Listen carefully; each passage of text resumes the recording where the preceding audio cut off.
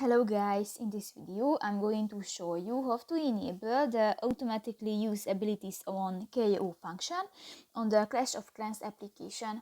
But first of all, I just want to mention, please don't forget to subscribe to our channel, because at 100,000 subscribers we are going to show you all YouTube revenue statistics and growth strategy how to make money online. So let's jump into it. First of all, open the application on your device.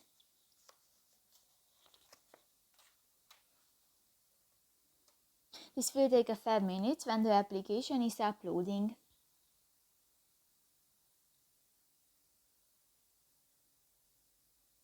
Go to the settings icon at the lower right corner of the screen and click to the more settings button. In the attack settings section you can find the third option, the automatically use abilities on KO, and if you want to turn on, just click to the off button and on. So that's pretty much it for this video guys. See you in the next one. Bye bye.